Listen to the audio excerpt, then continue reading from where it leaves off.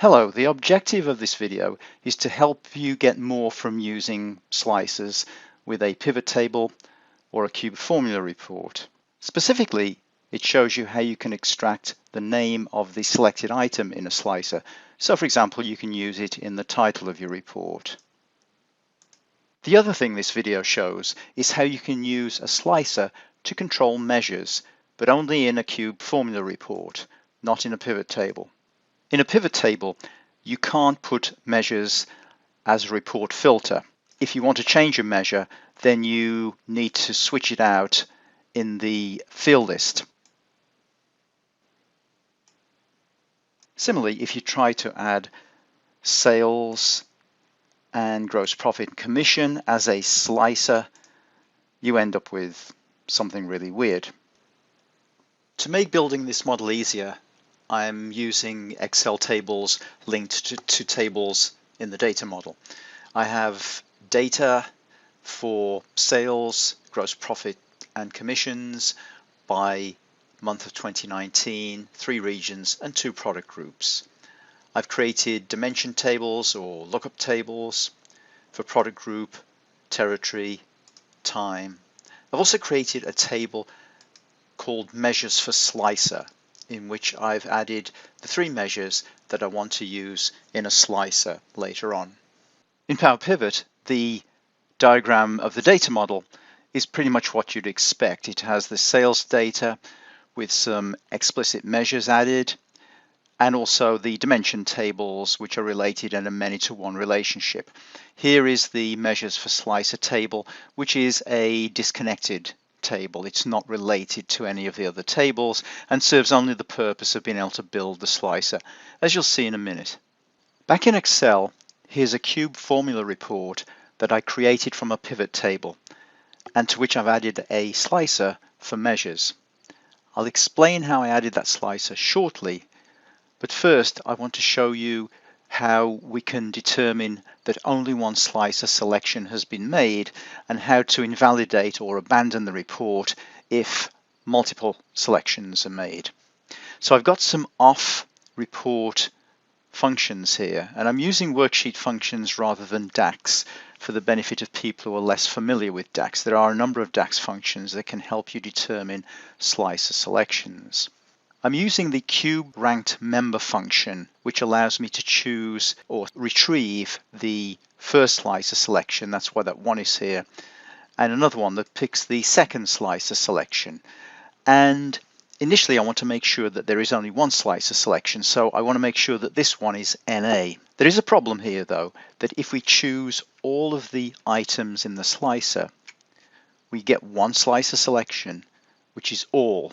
And clearly we don't want all, we don't want to add those 3 items together. So to do this testing, I put some if statements here. This one here says is selection 1 all? Simple if statement. If it is true, otherwise false. This if statement checks for more than one selection. And it's basically saying that if this is NA, then we only have one selection. Otherwise, we have more than one. Finally, we combine those 2 together, and it's kind of a clunky looking formula, probably could be written better, but it basically says that as long as we have one selection and that selection is not all, then we're good to go. If we choose just one measure like sales, then these 2 conditions here return false, and this cell returns the measure that's been selected. That gets used in the title, and it's also the cell that drives all the cube formula reports. Incidentally, the way the cube value function references the measure that's been selected, in this case sales, is that as one of the parameters I have a string concatenation which basically concatenates measures total and the name of the measure. And you may have seen earlier on when I showed you the data model, I've created explicit measures for total sales, total gross profit, and total commissions. To recap on the cube ranked member function, this has as parameters the data source, the name of the slicer, I'll show you how to get that in a minute, and then the selection that you're looking for, in this case the first selection, which is a reference to this cell here. Now if you create a pivot table such as this one here, click on it and click on Pivot Table Analysis, OLAP Tools, Convert to Formulas, it will retain the slicer. In the case of this report, we're creating a slicer for measures. As we've discussed, you can't do that with a pivot table, so we have to add it after the conversion. So how do we create this one? Basically, we create a very quick and simple pivot table from the data model, and we just grab any old measure. Then on the Pivot Table Analysis tab, we can go to Insert Slicer, click on All for all tables, and click Measures. Having done that, we no longer need the pivot table. I'm going to rearrange the measures, put them Z to A, and in Slicer Settings, I know you can't quite see that option on the screen, you can click on Slicer Settings, and that tells you that the name to use in formulas is slicer_measures1.